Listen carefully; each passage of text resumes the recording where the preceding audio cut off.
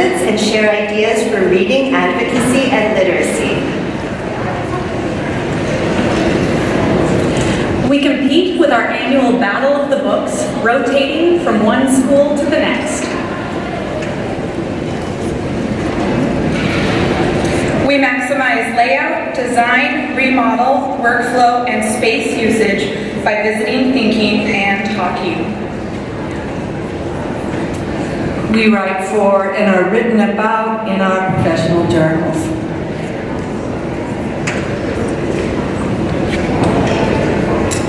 We promote and present on choosing and using inclusive materials. We work together to develop a national list of the top 30 middle school fiction for the year. We team up with our Husky colleagues, faculty, and grad students to bring K-12 classrooms and theory together. We present at their conferences and mentor soon-to-be librarians in our classrooms and schools. We explore each other's libraries to get fresh ideas for arranging resources and student spaces. We meet regionally to collaborate on makerspaces, live guides, library redesigns, subscription databases, and so much more. We collaborate with our public school colleagues on comparative practices, presentations, and original research.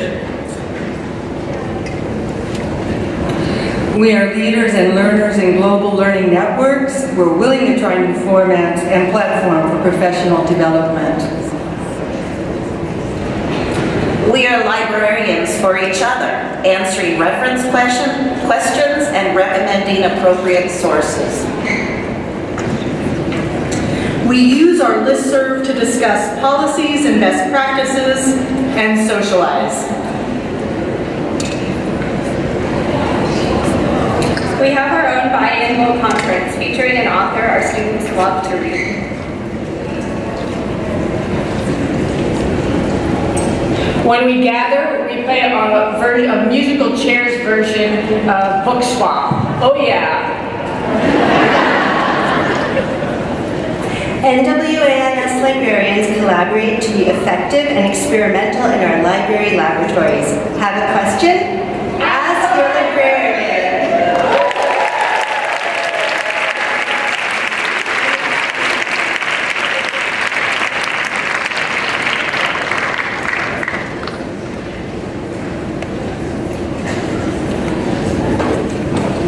Excellent. Our next presentation is The Inner Life of the Teacher with Natalie Norman from Cedarwood Waldorf School. Natalie, come and join us.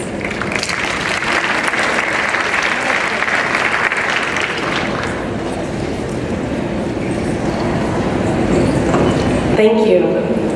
It's a pleasure to be here.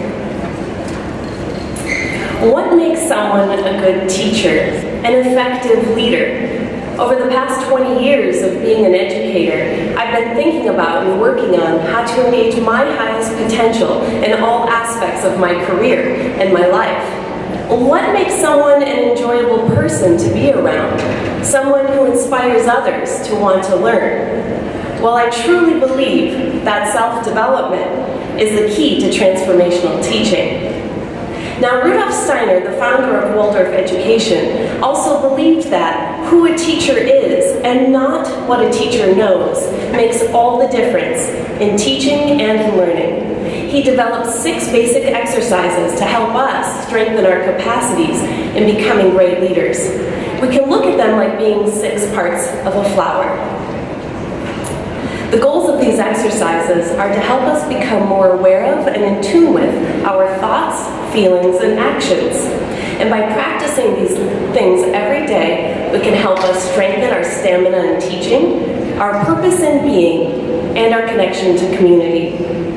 Being a genuinely good person doesn't take a college degree, but it does take daily consciousness and willingness to meet the world as a thoughtful and compassionate human being. Let's start with mindfulness. How often do you catch yourself thinking about what you're thinking about in the day? Or do you usually run on autopilot? This exercise is all about engaging that thinking part of you in a way that helps you gain more control over what you're thinking about. Here's how it works. Take an ordinary object, like a pencil, a paper clip, a water bottle, and hold it in your hand so you can look at it closely. Now time yourself for 5 minutes and invite yourself to only think about that object itself. Your mind will likely want to wander. Say you choose a pencil, and first you're thinking about where the resources came from, and next thing you know, you're thinking about the grocery list that you made with the pencil the night before. Well, catch yourself when you're drifting off and gently guide yourself back to the object at hand. If you take just 5 minutes out of your day over several weeks, you will likely find that your thinking actually gets sharper and clearer, and your ability to concentrate strengthens. Now, the next thing requires only a moment of your time.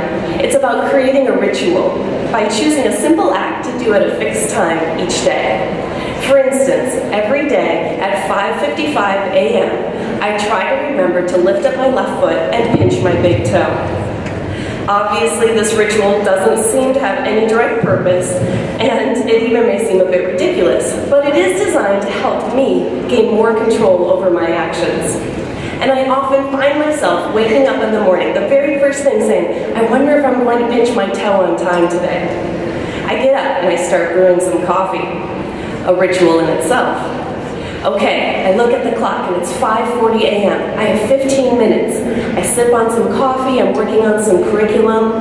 Well, the next thing you know, I look at the clock and I may have totally missed that time. Oh well, there's always the next day. The goal here, though, is to better direct your willpower by taking initiative in your actions. Start with something small and have fun with it every day. Once you get really good at it, you could choose a new activity to do each day at a different time, like retying your shoe at 2:22 p.m. Now, the third exercise is about developing equanimity in your feeling life. It's about learning how to go with the flow emotionally through the day. It's also about learning how to notice your patterns of thoughts and the feelings that arise with them. To do this, you may want to make a list of your feelings that arise each day over the course of a week or two. You may find that in having more awareness of your feelings, that you'll gain more finesse over your emotional responses. And then you'll find that you'll have more free choice in how you want to respond to others and be less reactive. So catch yourself the next time you're having a strong emotional response to someone. Maybe you just asked a student to put away her jacket in the locker that you keep seeing on the floor. She leaves the room quickly and slams the door behind her. Was she just being defiant? She was, wasn't she? But perhaps the door was just shut by a gust of wind. So when the student comes back in, your emotional response may be the next determining factor of how your relationship will continue with her throughout the day, the week, or even the entire school year. So over time, through careful observation, you may become more receptive to your feelings as they arise. And by gaining more control over them, you can create more balance and harmony in both your inner and your outer lives. So now you have learned about the power of mindfulness, how to create a ritual, and finding flow in your feeling life. Now the next 3 exercises build off of the previous 3, and they will continue to support you in having an open mindset with regards to your relationships with others. How can you become more in harmony with the world and try to see positive aspects in what seem like even negative situations? How can you engage confidently with others while also being open to new experiences and hold back your judgments? Well, by knowing that you can grow and change every day, you can cultivate both your inner and outer harmony. Through these 6 basic exercises, you can better your relationship with yourself, your students, your colleagues, and even your greater community. Although I've run out of time to share the details of the second set of 3 exercises, you can learn more about them, along with other tools for cultivating your skills as an educator, by connecting with my fellow educator and myself on our website at cultivatinglearners.com. We are here to support you in engaging in your highest potential.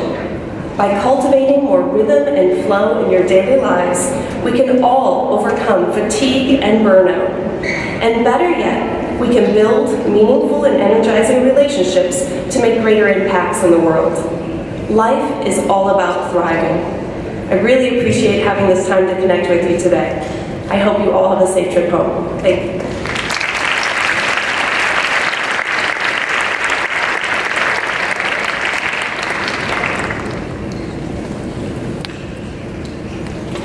Next, I would like to invite to the stage Suzie Hanson of the Washington Federation of Independent Schools. She will be presenting on diversity, association, private, mission-based.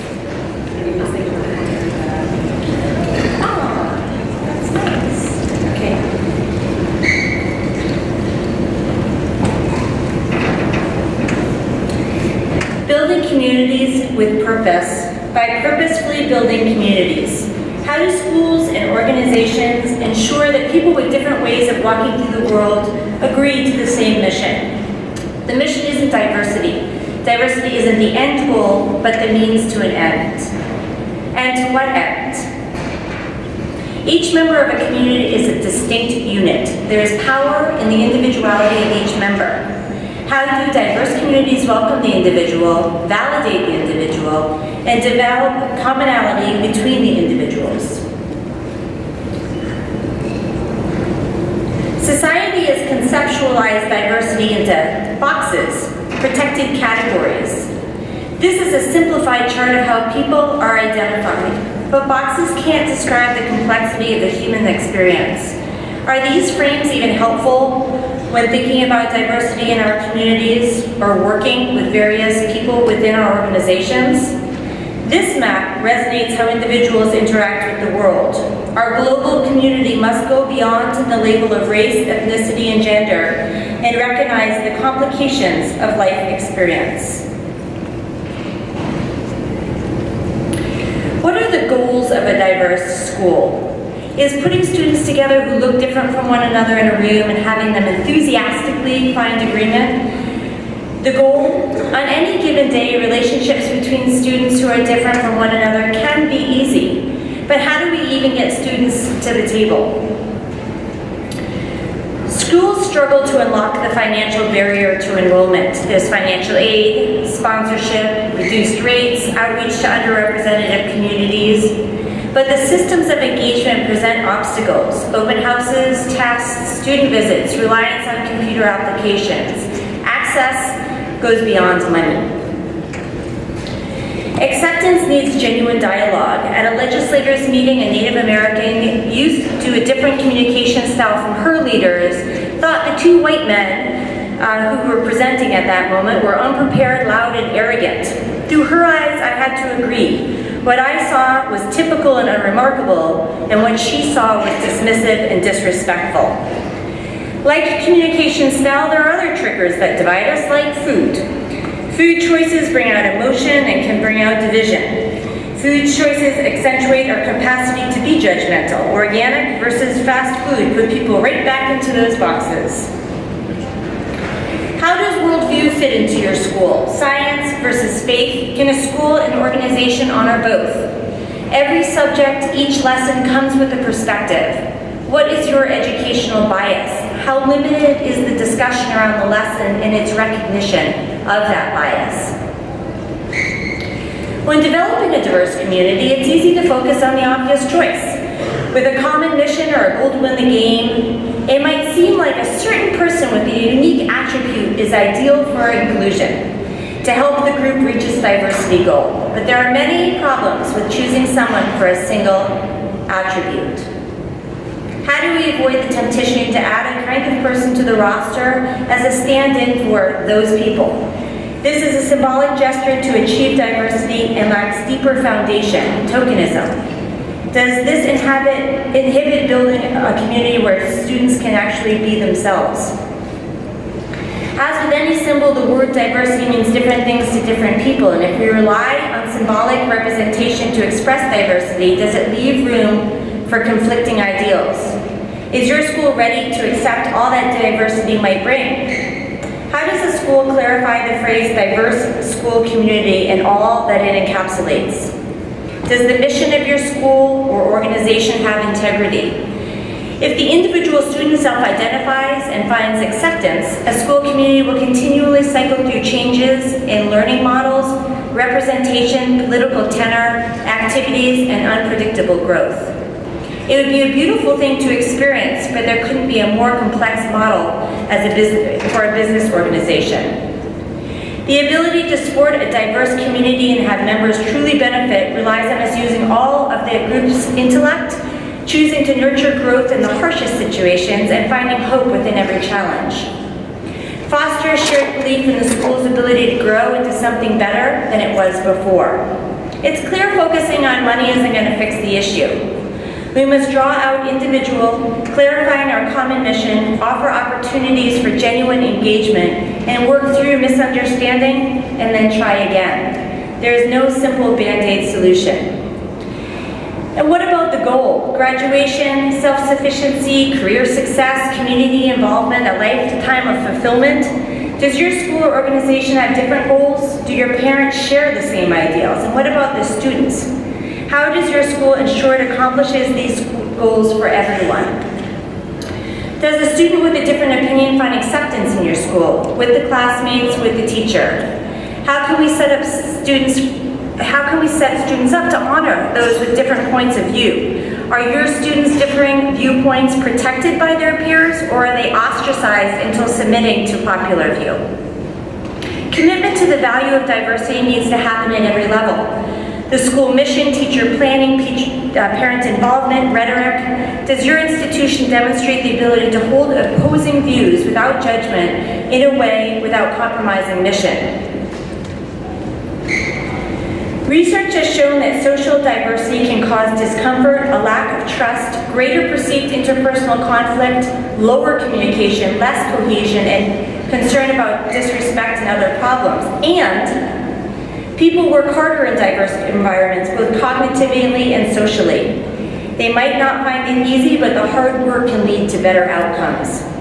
With your students, your colleagues, at the department meetings, at staff meetings, at your board meetings, at WFIS meetings, keep working to gain insight from different experiences. A roundtable discussion amongst those invested in the process, as much as the outcome, provides purpose.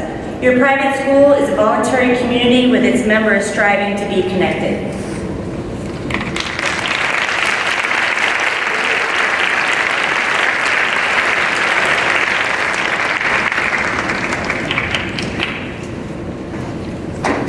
Our next presentation is Rosetta Lee from Seattle Girls School, who will be presenting on growth mindset and cultural competency.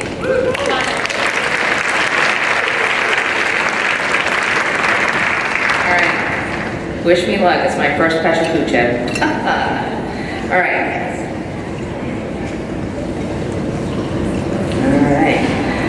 So my name is Rosetta Lee. I work at Seattle Girls School. I used to be a 6th grade science teacher, and these days I go around the country doing diversity, inclusion, equity, cultural competence workshops. And I wanted to speak today about how do we incorporate this concept of growth mindset into the work that we do around cultural competence. Because I find that schools are getting better and better at the 3 orientations of cultural competence. A value orientation that says diversity is value added, and that this work is about respect and building relationships across difference, and that it is about equity, making things more fair. Okay, and I also find that there is a greater awareness of the fact that there is a thought orientation. There are knowledge bases that we're trying to build up, that we're building up awareness around key indicators of identity, difference, and experience, and that systems thinking. We are education, and it interacts with economy, government, media, etc. And we know that there is action orientation. We have to build up our capacities. We have to work on our consciousness. We have to assess what we're doing and then adapt, both reactively and proactively, to what we are discovering. And yet, I find that there's something missing. What is missing from the conversation often is the concept of growth mindset. Now, Carol Dweck has made lots of waves in education talking about how some people have a fixed mindset. You are either born smart or dumb. athletic or not, artistic or not. And people with growth mindset know that with effort, resilience, and practice, you can actually grow in anything. And why not incorporate that concept into what we do around cultural competence? Okay? And so part of what I notice is that when it comes to fixed mindset, there are some folks who believe if I'm a good person, then I am culturally competent, right? And incompetent people, they're incompetent because they're bad, they're evil, they're bigoted, etc. Whereas growth mindset oriented folks are like, you know, I need to work and grow, and it's actually aspirational. You never become competent and you can check it off. It's actually, we're undoing a lot of the socialization that continues to head into our brains through the other systems that are operating. Now, when it comes to challenges, folks with growth mindset tend to avoid challenges, okay? Whereas growth mindset folks tend to tackle them and actually approach them and embrace them. Again, with cultural competence, folks with fixed mindset tend to do things like, I don't feel safe having this conversation. Or they're like, when we're truly ready, we'll have that conversation. Whereas folks with growth mindset really embrace that challenge and say, I am uncomfortable, so it must mean I'm learning a lot, right? And not talking about it actually results in a status quo, and status quo, we know, is not an option in this current society. Now, when it comes to things like obstacles, people with fixed mindset tend to give up easily. Something is difficult and they give up. Whereas folks with growth mindset tend to really persist when things get hard.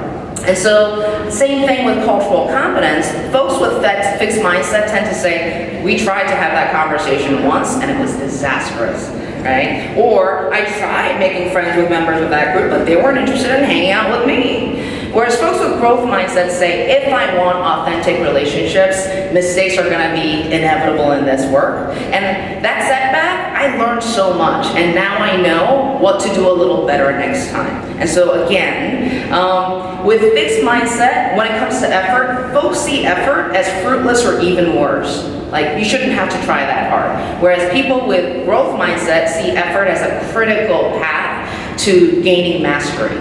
Now, similarly, when it comes to cultural competence, folks are like, well, some of my best friends are ... or why can't we just get along? Like, they don't want things to be that hard. Whereas folks with growth mindset say, I have to try harder. The more authentic I want to get, the harder I have to try, and anything in this life that is worth doing is difficult, and this is worthwhile doing. Now, when it comes to criticism, people with fixed mindset tend to avoid or dismiss negative critical feedback. When it comes to growth mindset, folks embrace it, learn from it, and actually even seek it out. Similarly, with cultural competence, when it comes to negative criticism, folks feel called names and judged, right? Are you calling me a racist? Our school was a great school until you pointed it out, right? Whereas folks with growth mindset tend to say things like, thank you for saying something and bringing it to my attention. I didn't realize that was a blind spot for me, and I'm gonna work on it from now on, right?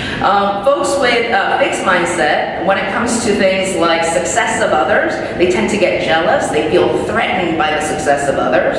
And growth mindset folks find lessons and inspiration in folks that are successful. Similarly with cultural competence, I find that some people are like, well, of course they do well. They're a member of this group, so of course they know a lot of stuff. How am I supposed to learn? Or they're like, I wouldn't have said it that way, or I use this language instead. Whereas folks with growth mindset tend to approach the situation like, what books did they read? What workshops did they go to? What did they do in their daily practice that they got to where they are? And how can I incorporate some of those strategies into what I do and how I do it? So the long-term effects for folks with fixed mindset is that they tend to plateau and they remain where they are, and they spend a lot of their energy defending how good they are. Whereas folks with growth mindset tend to constantly grow and evolve, and they're eager to learn, and they're lifelong learners. Similarly, folks with fixed mindset around cultural competence, they spend a lot of their energy defending their good status. They tend to get defensive or intellectualized, whereas folks with growth mindset are constantly developing, evolving, they're authentic, their relationships are ever more authentic, they're eager to learn and grow, and eager to encounter new people. So our charge as educators is this: How are we incorporating growth mindset into what we do? How are we modeling things like learning from mistakes and being curious and saying we are never done? Because only then will our professed values become our lived values when it comes to diversity, inclusion, equity, and cultural competence. Thank you.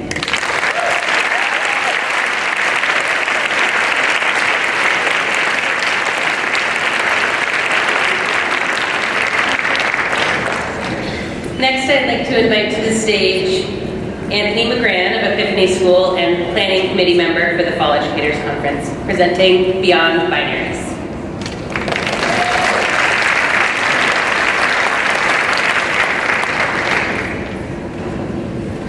Boys don't cry. That's one of the earliest pieces of advice I can remember that my father gave me. His intentions were good, of course, and this was the early 70s, where for many, this was a socially accepted norm. But to this day, I can find myself holding back tears, unless I'm in a darkened theater. And one would think that almost half a century later, unwritten rules like this would have disappeared. However, when grown men are seen crying, they are often ridiculed, called weak, or in the case of our last president, faking it for political gain. Expectations about how we are supposed to behave based on gender are often dependent on time and place. I've included images, past and present, to show some of the different ways men are supposed to look. The debate of whether gender behavior and expression is innate or external has been going on for centuries. From the day we are born, even sooner with today's technology, one of the first things uttered by a doctor is, "It's a girl," or "It's a boy." And the first thing we ask our friends who are expecting is often, "Do you know if it's a boy or girl?" Next time someone you know announces they are about to have a child, stand back and see if this question is indeed asked. If you go to the toy section in stores like Target or Walmart, you will see that there are clear social rules as to what are considered boy toys and girl toys. Watch television programming for kids, and even if the show seems gender neutral, look at the commercials carefully. They are clearly reinforcing some of these social norms. These messages are all over in our signage and literature. Some are egregious, such as this next one here. Others are more subtle. And even though these stores have pledged to do away with gender signage for toys, it's very obvious that marketers continue to do this with all that they're trying to sell. We need to have these conversations and become aware, but not just for ourselves, but for our students as well. Even in schools, for expediency perhaps, when we need to divide our classes into two groups, we often do so boy-girl. Or tell them to line up boy-girl thinking they're going to be quieter. How many of you have made a seating chart starting boy, girl, oh wait, that's not going to work. Or when I talk to a colleague, sometimes I will find myself and cringe when I begin a sentence, "All the girls in my class are," only to realize I'm not really speaking about all the girls in my class. Not only does this binary lie deep in our mindsets and our culture, but exists in books like How Girls Thrive, Boys and Girls Learn Differently, Raising Cain, just to name a few. I specifically picked books written by featured speakers who presented at our conference, and while some do a much better job of framing our perspective by reminding us that these are generalizations, too many times I found myself and my colleagues nodding along only to realize halfway through the presentation that what is being presented is rife with negative stereotypes and biases. I'm not a neurologist, physiologist, or sociologist, and for me I see the binary most clearly expressed in biological differences, like secondary sexual characteristics, reproductive organs, chromosomes. But even with these apparent binaries, there are people that have a variety of both. And what about that other sex organ, our brains? Since the early 20th century, our brains have been studied for gender differences, and the research shows that they do indeed exist. But these characteristics apply to populations, not individuals, and we teach individuals.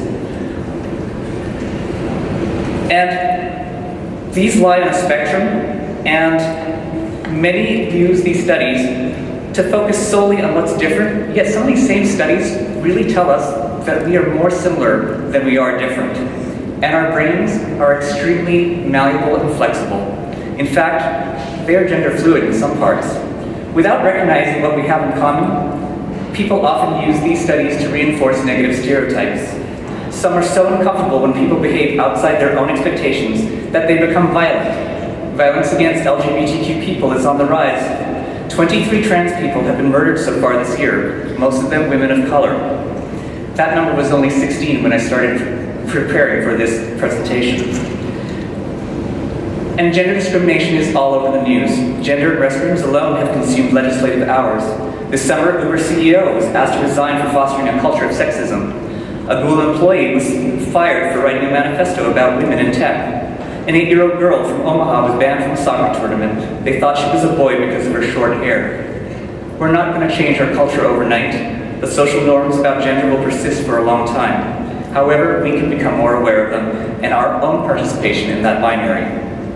I thought it was going to be easy to just switch from calling my students boys and girls. However, it was really hard because habits are hard to break because we don't even realize we're doing it until after the fact.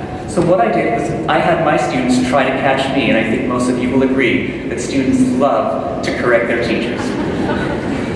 And then every time we do this, we use it as an opportunity to talk about why we need more inclusive language.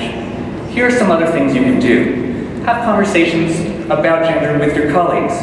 These are my bathroom passes this year. I don't know if I have a student who's grappling with gender identity, but it opens up a conversation that there is room for other people.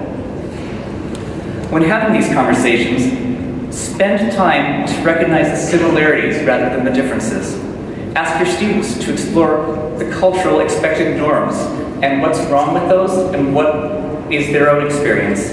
Don't be militant in trying to correct everybody else, but use those as opportunities to listen and converse. Have literature available that challenge the stereotypes and include characters that don't fit into these roles.